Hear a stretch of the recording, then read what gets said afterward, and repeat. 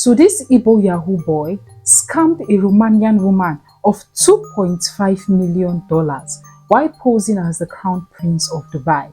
And how he did it will shock you.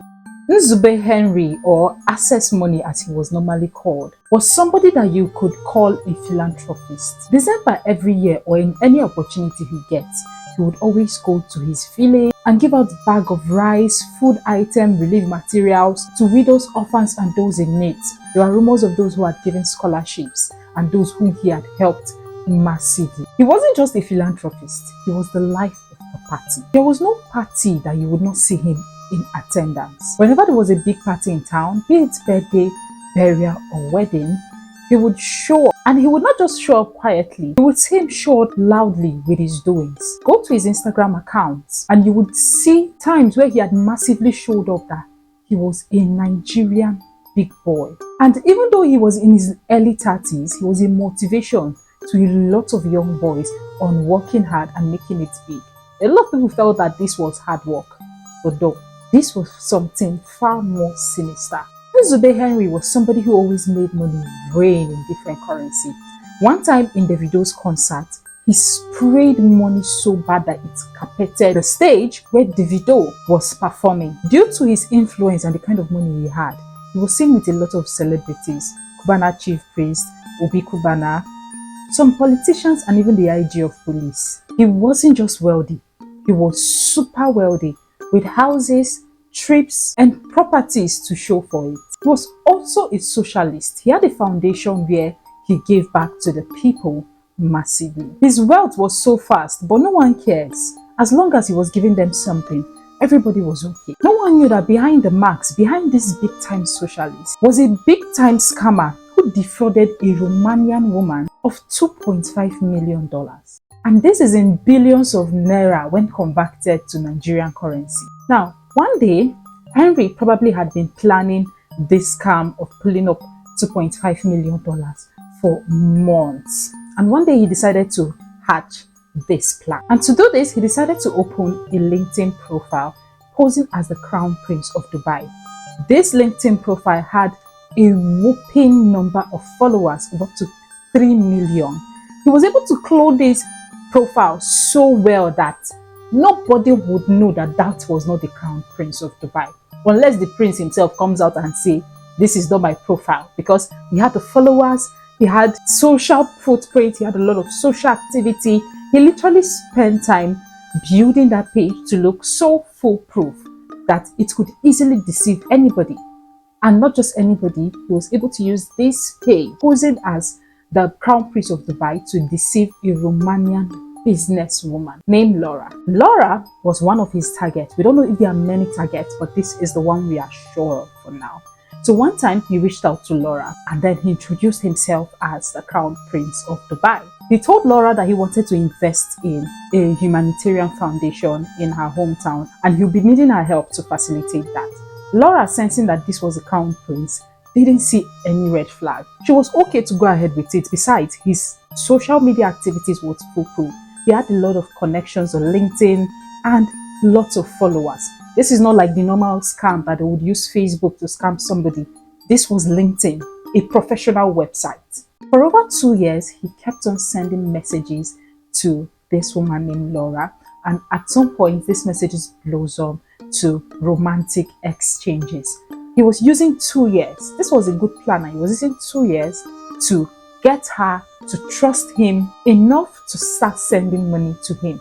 One day, Nzube Henry, posing as the Crown Prince of Dubai, told her that he wanted to get started with his project and that he would want her to meet his financial manager. In one of their meetings, of them planning how to start up the funding of the humanitarian project, Laura was smart enough to come with her friend, and she told her friend to take a picture of her and Nzube's financial secretary in that meeting. And this singular act will go ahead to help her later on. In one of these meetings, the Crown Prince financial manager gave her details to a new bank account where they had deposited a certain amount of money into. According to them, that was the Prince funds. Not knowing that this was all fake, this was a cloned account. literally fake account. And then they placed her in charge of the account. And because she was in charge of this account, she also deposited her own money into the account, £200 million. After a while, Laura tried to access the account and withdraw funds from the account. But she kept on getting messages and emails telling her that in order for her to access those funds, she has to deposit £7 daily. And this £7 will be able to allow her to collect a bit of the money that was in there. Now, at this point, Laura has put in a lot of money into this account. She has invested so much into this that £7,000 wasn't so much. As long as it's going to let her have access to a larger portion of the money, she felt it was okay to do that. And for a while, in order to get back the money that she had put into the account, she kept on sending money and in total sent over $2.5 million to this account. Laura actually just wanted to get her money back, and according to her, this was the only way she could get her money back. At this point, she hadn't even realized that it was a scam. She would even go ahead to tell Henry that these people are requesting for this, I've paid, giving him updates on what she was doing. And Henry would just tag along and make it look as if he's even unaware about it and would even encourage her to pay. Now, you think that Henry Nzube pulled this off alone, but no, this is not one of those scams that was pulled by just one person. He had helps, he had partners, and that financial secretary was one of his partners. And I think during the course of sharing her money, they had issues with the sharing ratio. This made his partner so angry that he decided to expose him.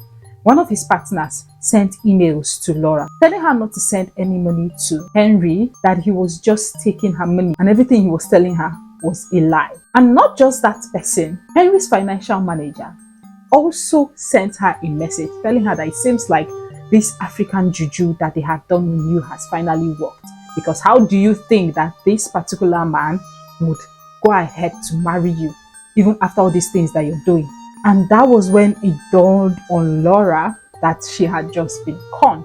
And then she went back to Henry and told Henry of what she observed, that his partners were saying that he was fake. But Henry absolutely denied it, that his business associates were just trying to just sow a seed of discord between them, and he did everything he could to convince her that they were the problems and all that. But Laura wasn't having it, because at this point her eyes had opened. She realized that she has put in a lot and she just wanted to get her money back. So she began pleading to Henry, please give me my money. How can I get my money back? How can you do this? A person without a soul. But no matter how she begged, her money was long gone. Now, when she finally realized that no amount of begging would give her back her money, she started to do something that I would call smart. She went back to the partners and other people that were exposing Henry and begged them to please send them Henry's real name. And after a lot of begging, one of them finally flew. He sent her Henry's real name, which was Henry Nzube Ikeji. And he didn't just send the name, he also sent a video of him in his new house. And this info would go a long way in tracking down Henry. With his name and his face, she went over to a private investigator to begin investigating him and possibly recover her money. This investigator, with the help of a Nigerian journalist, was able to track him down. They started from going through his social media pages where they saw his fast rise to wealth. He left a lot of footprints of all of his activities for a period of time. You could see the luxury items that they were enjoying. You could see his family. You could see the trips they were going to, all on his social media page. His Instagram account was filled with massive show of wealth. Not just his Instagram account, his wife's own Instagram account. And seeing all this on his social media page wasn't just enough to go confront him yet, because they don't even know where he stays. Nobody knows his address or his whereabouts. And it's not like those pictures or videos had metadata that you can use to track down a person. So it was so difficult. They had to use the old detective method to track him down. And that's basically just going through his social media pages to see if there is any detail that can link them to him. And one day, his wife made a post thanking God for a new property that they had gotten in another city. That singular post led the investigators to where that new property was, in Abuja. And then they went over to his house to confront him, and you could see the shock in his face. He literally never believed that his crime would catch up with him, that anybody would even know where he was staying. He felt he was untouchable, that he had done what he had done and he could just, keep on enjoying a wealth that was not his. So after the investigators and journalists confronted him, just so they know where he stays, they told him that they were going to get back to him. As at the time of this video, Henry Nzube has not been arrested yet. Neither has he been tried to court. And we don't know if there's a process going on for that yet. But here's the twist. Do you remember the time where she took a picture of the Crown Prince financial manager? Well, Laura took this picture to the police in UK and they ran their check, and that was when they discovered that he was Dr. Martins Abdholime, and they were able to trace and confirm that he had sent Laura's money to Henry in Nigeria. And there were also traces of money that was sent directly to Henry's foundation account. Now, the UK government was able to freeze Dr. Martins' account, and some of those money were later sent back to Laura. Now, this Dr. Martins wasn't just anybody. He was somebody who posed as a philanthropist and had a lot of connection with influential people around the world. Talk about the president of Ghana. He had pictures with politicians, known politicians in Nigeria and outside Nigeria. He was traveling all around the country connecting with people. Now, you would not believe that somebody like this, a 60-year-old man, not a young man, could be involved in something like this. Some of all these scams and cons that are being pulled out, that most times we tend to blame the younger generations for, might not just be their fault. What if they have older ones coaching them? This man, Dr. Martins, is also a known philanthropist who is also fighting for gender-based violence. I'm guessing that the new thing that they do these days is to just open a foundation and then use that as an avenue to, move cash. Anyone who sees Dr. Martins' footprint online or who comes in contact with him will just say this is irresponsible. But imagine what a 60-year-old responsible man is doing. At one part, they are posing as if they are the best thing after sliced bread. A lot of young ones are seeing them as mentors. And in the other part, there is something so funny.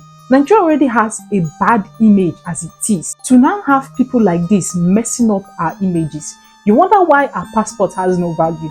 You wonder why we go to countries and everybody are calling us scammers, while freelancers in the international market are denied jobs because of the bad image left by people like this. When things like this happens with how bad the country is, sometimes we blame the politicians or we blame the government. But no, they are not just the only one at fault. Everybody doing something wrong to put the country in a bad light is also at fault. And just like these two people, they've just gone ahead to just make Nigeria seem worse than it is. I hope that Laura gets justice that she deserves. Let me know what you think in the comment section.